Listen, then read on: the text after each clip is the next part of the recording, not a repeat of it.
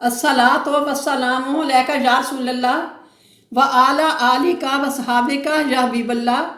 बिस्मिल्लाहिर्रहमानिर्रहीम। शुरू अल्लाह के नाम से जो बड़ा मेहरबान नहायत रहम वाला है। अस्सलामु अलैकुम। मैं आपको रहमत एंड पीस चैनल पर खुश आमदीद कहती हूँ। उम्मीद है कि आप सब खैरियत से होंगे। मेरी दुआ है कि अल्लाह ताला आपको अपने हिफ्ज़ अमान में रखे। आज का मौजू है वाक़या असहाबुल फील। ज़ुहूर कुदसी से कुछ अरसे पहले यमन के बादशाह अब्रहा ने हाथियों का एक बड़ा लश्कर लेकर मक्का पर चढ़ाई कर दी। हज़रत अब्दुल मुत्तलिब ने कुरैश को हुक्म दिया कि अपनी जान बचाओ।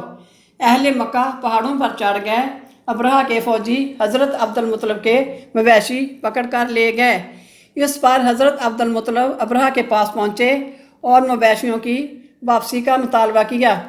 अब्रहा कुरैश के सरदार का मुतालबा सुनकर बहुत हैरान हुआ। उसने कहा, ऐ सरदार कुरैश, मैं तो तुम्हारा खाना काबा मसमार करने आया हूँ। तुम्हें इसे बचाने की बजाय मवेशियों की फ़िक्र पड़ी है।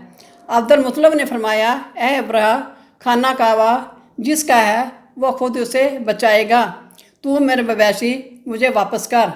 अब्रहा ने मवेशी वापस कर दिए। उसने चंद दिन बाद हाथियों के लश्कर के साथ काबा पर चढ़ाई कर दी। हाथियों का लश्कर खाना काबा के सामने आकर ठहर गया।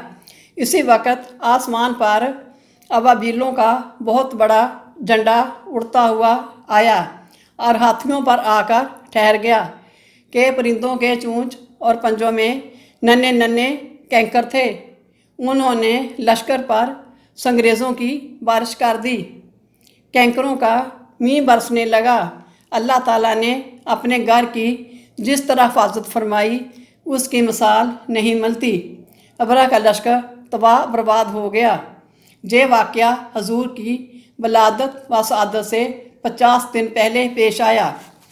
अस्सलाम वालेकुम। मेरे इस रहमत पीस चैनल को सब्सक्राइब करें, लाइक करें, शेयर करें और कमेंट करें ताकि मेरी अगली वीडियो आपको मिल सके। शुक्रिया।